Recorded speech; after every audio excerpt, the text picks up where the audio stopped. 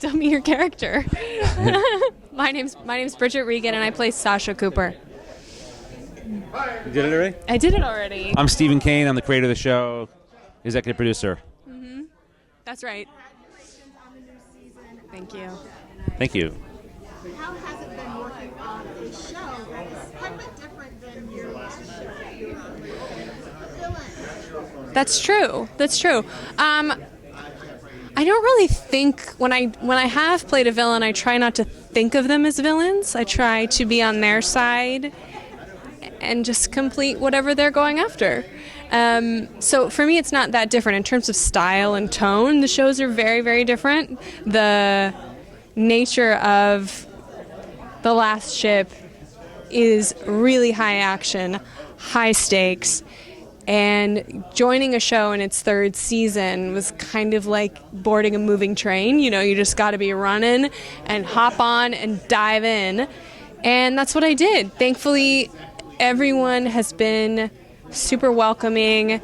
But my experience was sort of parallel to my characters because Sasha, my character, is not normally on board naval destroyers. And so she's learning as she's going, and I am. So I just sort of embraced that similarity. Now, what's it like bringing on a new character when you guys have been working with pretty much the original cast for a long time, and they had a really good chemistry? Well, first of all, it's always nice to bring in new, fresh faces to the show, for the cast that already is there, and for the fans, just to, especially when you're trapped on a ship for a long time, to get new looks and new characters and broaden the show. That said, we created a character in Sasha that was a challenge to cast because she is pretty amazing. She has to be able to speak 6 languages in Asia or more. She has to be able to fight like a Navy SEAL, but also be a diplomat at an embassy dinner.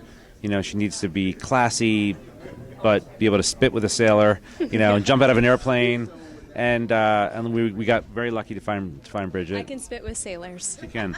Did you see her on the show and cast her, or did you guys send out a check? We searched wide for the part, and her name came up, and we said, okay, hang on, what's this all about? And then we met with her, and we said, yeah, I think this is it. And it was, by the way, it was like a week before we started shooting. It was pretty crazy. And she had 3 other shows to do, so we were sending her back and forth from like our shootout at an airport to whatever you're doing on your other show, Agent Carter. I had 48 hours of straight work, which was kind of crazy. Yeah.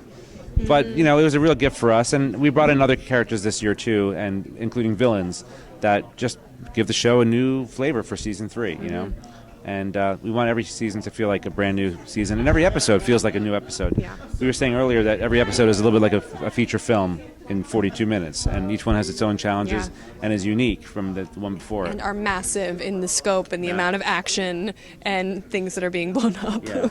Each one's handmade. Yeah. One of the things I find fascinating about the show is that it is so topical. When you're coming up with story ideas, are you sort of checking what's going on in the news and extrapolating that? It's odd. It's not so much extrapolating from the news consciously. I think it's just being tapped into what's going on. Like it was a big thing for me when we were working on the pilot.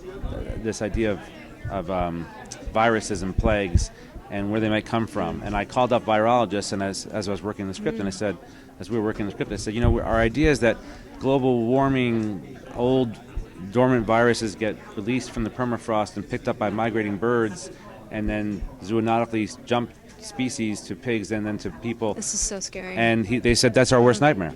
So it was happening. And then within the first season, we had the Middle Eastern Respiratory Syndrome, which was actually where ours started, and then, of course, Ebola and whatnot. And so the rise of China as a power in the South China Sea and what they're doing in the Spratlys and the Paracels coincided with our thinking of how would Asia, the sleeping giant, react after a plague. So I guess we were sort of tapped in, but we didn't actually rip from the headlines.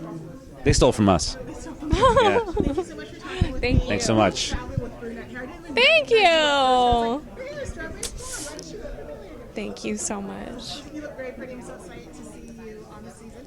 And you're very fashion forward. So Thank you you. look nice too. Thank you very much. Thank you so much. Your dress is super cute. Thank you so much. Thank you for watching my interview with the creator and newest cast member of TNT's The Last Ship. Season 3 premieres this June 12th, and you can catch up on seasons 1 and 2 streaming on Hulu, as well as purchasing a DVD or Blu-ray at local retailers or online, and downloading series on Apple TV or on Google Play. Thank you so much for watching, and don't forget to subscribe to Cherry Los Angeles on YouTube.